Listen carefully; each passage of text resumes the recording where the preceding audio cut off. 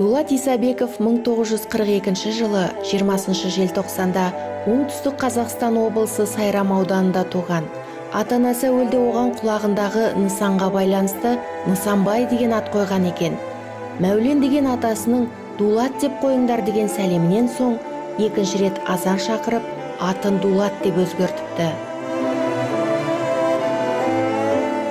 Мен кішкентай кезімде өліп қалып, коридорға шығарып тастап, тартың жерлейміз деп атқанда бір кемпір келіп, бетімді ашып қараса, жай өлігудің орнына мен ыржиып күліппін бетіне қарап.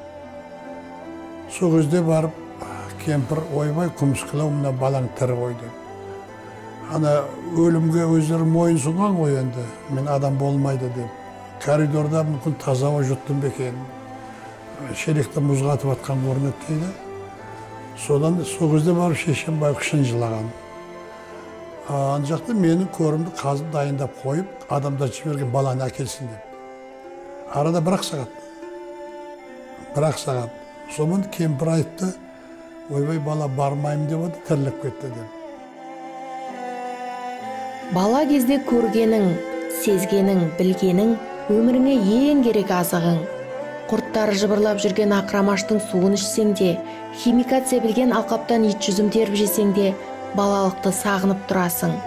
Сол кездегі әсерлер туындыларымның бойына қан жүгіртіп тұр дейді қаламгер. Исабеков туындылары жарты әлемді жаулаған десек артық айтпаспыз. Халықаралық Amazon онлайн дүкенінде ағылшын тіліндегі кітаптары тұңғыш сатылған қазақ жазушысы Дулат Исабеков. Оның шығармалары КСРО уақытынан бері орыс, неміс, түрік, кәріс, ағылшын, француз, швед тілдеріне аударылған. Қазақта кітаптары шет тілдеріне аударылған қаламгерлер жетеді. Бірақ шет елдерде спектакльдері кең көлемде сахналанып жатқан қаламгер ілуде біреу. Ресейдің бірнеше қаласы, Болгария, Түркия, Ұлыбритания, тағы басқа елдердің театрларында Исабеков кейіпкерлері ойын көрсетіп жүр. Ал Лондондағы Лордтар палатасы Исабеков пьесаларын талқылап, ағылшын ұлттық кітапханасы оның шығармаларын арнайы сөрелерге қойғанын білесіз бе? Бұл қаламгердің 75 жылдық мерейтойына орай Англия жұрт өткізген арнайы фестиваль еді. Биыл жазушы 80-ге толады. Еуропалықтар мен аустралиялықтар биыл бөрте қойылымын көреді. Исабеков қолтаңбасы балалар әлемінде де бар. Оргиік біздің панамыз, ақ сүтін берген анамыз. Сен зарлықсың ғой. Мен сендердің әкелеріңмін. Мені аналарыңмен табыстырғанда осы Оргиік еді. Жазушы оқырман сезімімен ғана емес, ойымен де ойнағанды жақсы көреді. Осы уақытқа дейін адамзат баласы мыстаннан қорқып келсе, біздің кейіпкеріміздің мыстан кемпірі бұлай деп налиды. Мені мыстан еткен адамдар, сендерсіңдер ғой, сендерсіңдер. Біреуге істеген жақсылығың, біреуге жамандық болып тиеді екен. Обалдарың адамдарға. Мыстан кемпір, жалмауыз кемпір дегендер аспаннан өз алдына тумайды.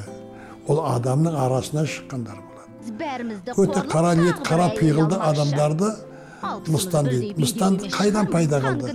Бір адамдарды шеттету арқылы сол ауыл не қоғам өзінен бөліп тастады. Қаламгер туындыларында әлсіз деп ойлаған кейіпкер көз алдыңда зор беделге ие болып шыға келеді. Дерменедегі қария мен немере, салтанаттағы салтанаттар білектің күшімен емес, көркем мінез, сұлу сезім, әппақ көңілдермен өзінен күштіні тізерлетіп, басын игізеді. Бойыңда бір қасиет бар сияқты. Ақын боласың. Рас айтам, ерке бала, көңілің нәзік, сезім таз. Жазушының қай шығармасын оқысаңыз да езуіңізге күлкі үйіріледі. Көрерменге мораль айтпайды. Содан соң бала шағаңыз яки қарт кісілерге оқып жатсаңыз, сізді ұятқа қалдыратын, кібіртіктетіп қоятын тұстары мүлде жоқ. Қаламгер кейіпкерлері өте көркем әдептермен, телегей теңіз мейірімімен оқырманын толқытып, рухани биікке, тазалыққа, кеңдікке, кемелдікке шақырады. Бауырлар үшін бақытын құрбан қылған әпке 60 жылдан бері көрермен жүрегін жаулағандықтан сахнадан түспей келе жатыр. Ол әпкені жазу менің адамдық, азаматтық, жаушылық парызым болды. Қалай жазбайсың, өзінің күйеуін қуып жіберіп жатса? Әй, Бибіқали, үйге жүрсеңші, өзімізде де бала шаға бар ғой, тозып кеттік қой, азып кеттік қой дегенде қақсамай кете бер. Маған баладан көр бауыр қымбат деп өстіп айтатын адам жоқ қазір. Баладан көр бауыр қымбат деп. Кім айта алады? Мен өзім айта алмаймын. Ал ол сөйтіп айтты. Қандай жүрек ол? Ол қандай материалдан жаралған жүрек? Бірақ бүгінгі көзқарас өзіңді құрбан қылуды ақтамайды. Бауырың үшін неге сен бақыттан бас тартуың керек? Өзің бақытсыз бола жүріп бауырыңа бақыт сыйлай аласың ба? Деген сауалды көлденең тастайды. Бұны дұрыс емес деп айтқан бірінші Мәскеу. Мәскеудің Ермолов атындағы театры бұны қоямыз деген. Бірақ айналып келгенде бір ойға тоқталып режиссерлар, неге ол өзін құрбандыққа шалады? Неге өзінің бақытын өзі үркітеді? Неге өз бақыттан өзі бас тартады? Неге тұрмысқа шықпайды? Так не бывает, деді олар. Енді қазір жаңа поколение мүмкін сөйтіп ойлайтын да шығар. Өйткені қазір бұрынғыдай емес, эгоизм бетке шығып келе жатыр. Міне сол бірінші планға шығуының арқасында олар әпкені түсінбеуі де мүмкін. Оны дура деуі де мүмкін. Міне осы жағынан қарағанда мен оны әпкені қазақ көрермен немесе қазақ оқырманы ұмытып, оны кінәлайды деп айта алмаймын. Болса болады шығар арасында біраз адамдар. Ал бірақ жалпы масса өйтіп ойламайды.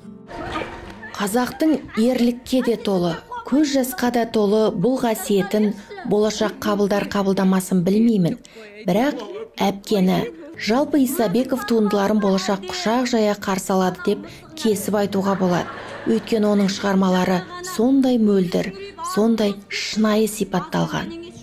Өмірдің шындығы мен көркем шығарманың екеуін қабыстыра білу, соған образ таба білу, әрқайсының лексиконын таңдай білу, әрқайсының жасында бәрін ерекшеліктеріне таңдап, әр образдың табиғатын түгел біліп алуы керек.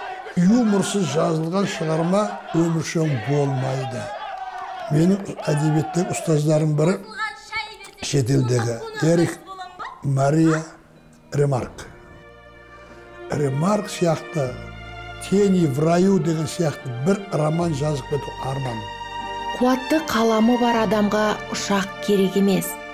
Олар қаласа, сол қаламмен ғарышқа да, мұхитқа да, қырға да, тауға да демде жете алады. Тіпті олар сол қаламмен көне дәуірлерді аралап, осы заманға түгелдей көшіріп әкеле алады. Тек қаламының ұшын жіті қадағалап, жазушылық күшін дұрыс бағамдауға жарасақ болғаны.